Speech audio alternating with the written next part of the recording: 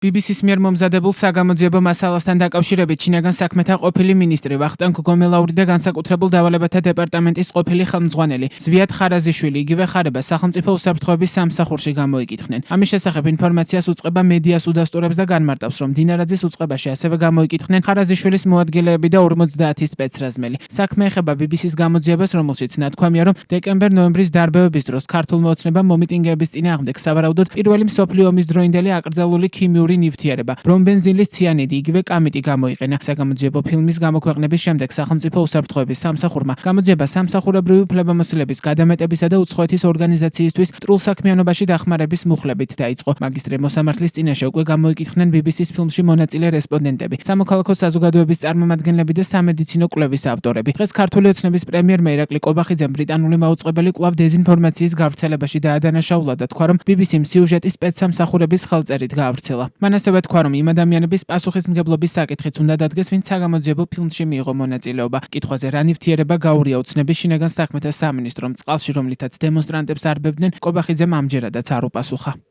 სპეცსამსახურების ხელწერით გავრცელდა ის სიუჟეტიც, რომელიც კონკრეტულმა ტელევიზიამ BBC-მ გაავრცელა. ყველა ძალიან კარგად მოიხსენება, რომ ეს არის აბსოლუტური აბსურდი. სტატისტიკად შეგიძლიათ ამოიღოთ იმ დღეებიდან, მაგალითად როგორი იყო მიმართვიანობის სტატისტიკა და რას უკავშირდებოდა ეს მიმართვიანობა. ეს არის აბსოლუტური აბსურდი. სპეცსამსახურების ხელწერით შეთითქმელი რაღაცა ტყუილი, ჩვეულებრივი ფეიკი. შესაბამისად, სერიოზულად ამის მიღება რა თქმა უნდა არ არის. აქედან გამომდინარე, ერთი დღე ჰქონდათ მცდელობა, რომ აჟიოტაჟი აეტეხათ ამასთან დაკავშირებით, თუმცა ესეც ვერ მოახერხეს. საერთოდ შეხება გამოძიებას, ეს არის ჩვენი პასუხისმგებლობა.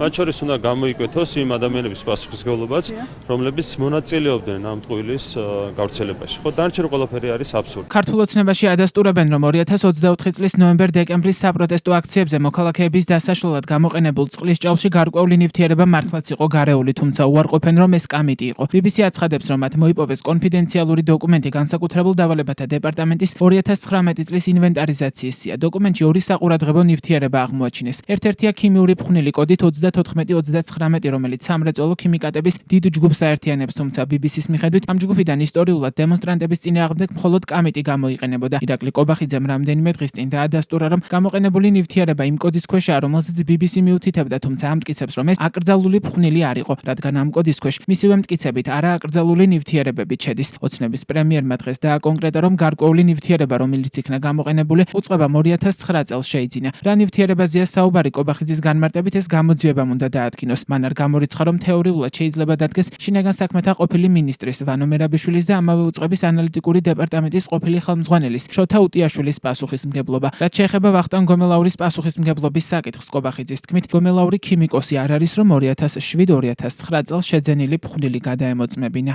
შინაგან საქმეთა სამინისტრომ იცოდა, რომ იყენებდა წყალს, იყენებდა კონკრეტულ ნივთიერებას, იყენებდა კონკრეტულ გამხსნელს, კონკრეტულ ნივთიერებას, რომელიც იქნა შეძენილი თავის დროზე. დანარჩენს გამოძიება შეისწავლის, მაგრამ არ მინდა დაგარწმუნოთ, რომ ერთ-ერთი არ ვიცი, შეიძლება თქვენი პარტიის კონკრეტულ ლიდერებს, მაგალითად ვანო მერაბიშვილს შეექმნას გარკვეული პრობლემა, თუ მან შეიძინა რაღაც ისეთი, რაც არ უნდა შეეძინა, თეორიულად ლაპარაკობ ამაზე. გომელაურმა დაადასტურა ის, რომ ის ფხვნილი და სხვა საშუალებები, რომლებიც იქნა გამოყენებული, შეძენილი იქნა დიახ 2009 წელს და 2007 წელს. რა ფხვნილი იყო იცოდა ვახტანგ გომელაურმა? რა ფხვნილი იყო იცოდა ვახტანგ გომელაურმა? გომელაურს უნდა ცოდნოდა ფხვნილის დანიშნულება. ფხვნილის დანიშნულება და ვახტანგ გომელაური არ არის ქიმიკოსი, რომ 2007 წელს და 2009 წელს შეძენილი ფხვნილი გადაემოწმება. BBC-მ საგამოძიებო ფილმი 1 დეკემბერს გამოაქვეყნა. ბრიტანული მედიის განცხადებით, ჟურნალისტური გამოძიება მოიცავს არაერთი წყაროს მტკიცებულებას, როგორც ქვეყნის შიგნით, ასევე მის ფარგლებს გარეთ, მათ შორის სათავად დემონსტრანტების, არაერთი ინფორმატორის, გაროს ექსპერტების და საქართველოში მომუშავე ექსპერტების ჩვენებები, ასევე სამედიცინო კვლევები, წერილობითი საბუთები და ანგარიშები.